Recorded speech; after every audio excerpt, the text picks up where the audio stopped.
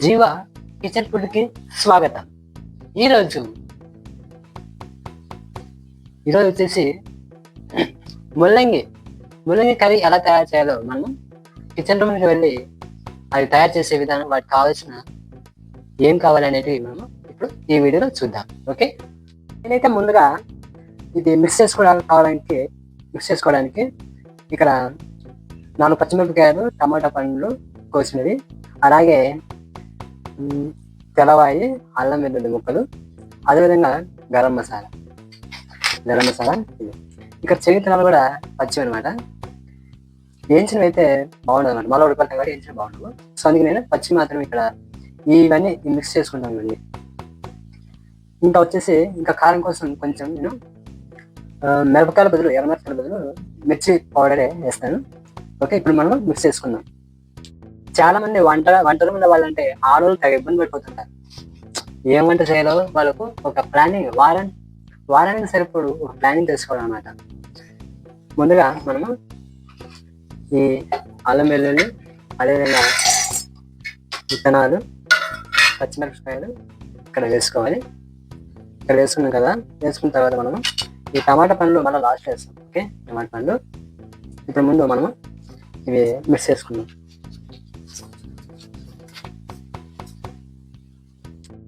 ఇప్పుడు మనం మిక్స్ చేసుకున్నాం వీటిని. అంటే కొబ్బరి బదులుగా ఈ శనగతనాలు వేసుకుంటే మరీ మంచిది. ప్రతిదానికి కొబ్బరి వేసుకుంటారు, దానివల్ల గ్యాస్ కూడా వస్తుంది, హెల్త్ కొన్ని ప్రాబ్లం కలుగుతుంది. ముల్లంగి టేస్ట్ అదిరిపోవాలట.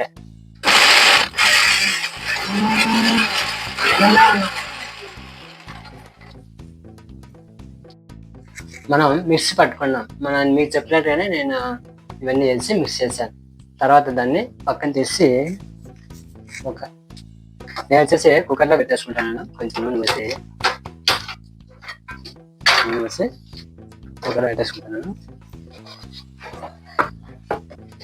మనకు సరిపడ నూనె మాత్రం పోసుకున్నాం. నూనె దండిగా దంచుకుందండి పోసుకొని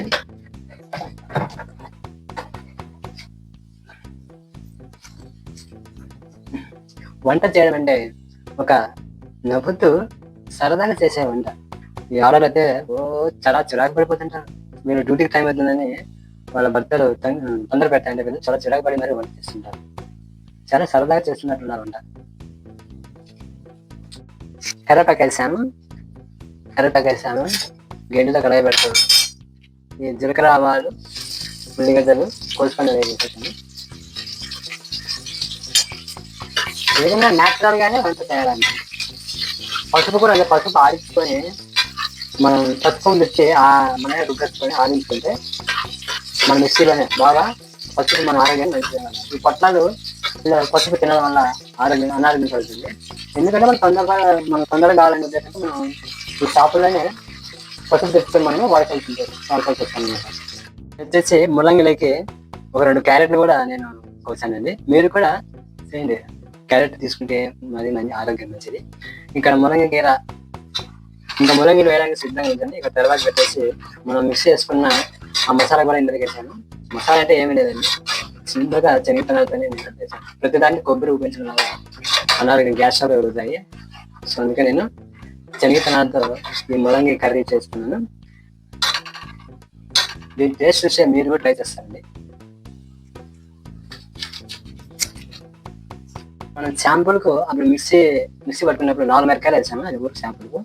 ఇప్పుడు నేను ఇది కారం పొడి మనకు సరిపడంతే వేసుకుందాం. ఓకే, నేనైతే 1 స్పూన్ వేసాను, చాలులే, కారం ఎక్కువ ఉండొచ్చు.